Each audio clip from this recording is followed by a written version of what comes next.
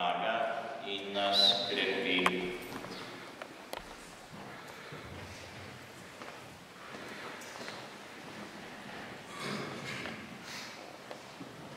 Prosimo te za papeža Frančiška, naše škofe in duhovnike, da vneto delajo za dobro in ostanejo stanovitni v veri, upanju in ljubezni.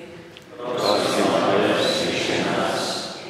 Gospod Jezus, v občutljivem trenutku pred smrtjo si prosil Očeta za edinost med svojimi učenci. Prosimo te, da v svojem svetem duhu uslišiš naše prošnje za edinost med kristjani, v družinah in narodu. Prosimo te, sliši nas. Gospod Jezus, razsvetli nas, da si bomo resnično želeli trdne edinosti in sprave med kristjani in med nami vsemi v domovini. Prosimo te, sliši nas. Naj se kot kristjani trudimo za blaginjo in zdravo življenje v družbi, pa tudi za kritičnost, kadar se s prefinjeno lažjo oznanjajo neresnica, moralna izprijenost in kultura, ki nasprotuje življenju. Prosimo te, sliši nas. Še posebno navdihni mlade, da bodo zavrnili predsodke in zamere starejših generacij in bodo začeli spodbujati svobodno mišljenje, povezane in spravljene družbe. Prosimo te, sliši nas.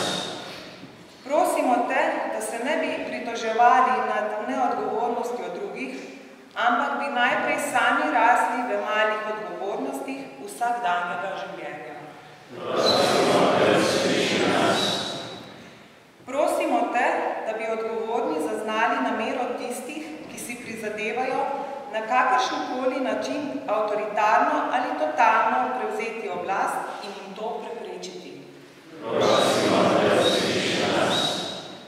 Nebeški Oče, postavil si nas v to lepo domovino, da bi izpolnili svoje poslanstvo in bili odprti za življenje.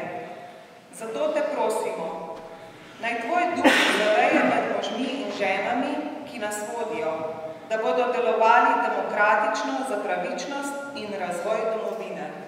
Prosimo te, sliši nas. Jezus, ti si vir resnične edinosti. Vsem, ki so se odzvali klicu za obrambo vere, naroda in domovine in so mučeniško umrli, podeli slavo večnega življenja. Prosimo te, sliši nas. Prosimo še posebno namenu. Prosimo Gospoda. Prosimo te, sliši nas. Gospod Jezus, ti rad uslišiš vsakega, ki zopno kliče k tebi.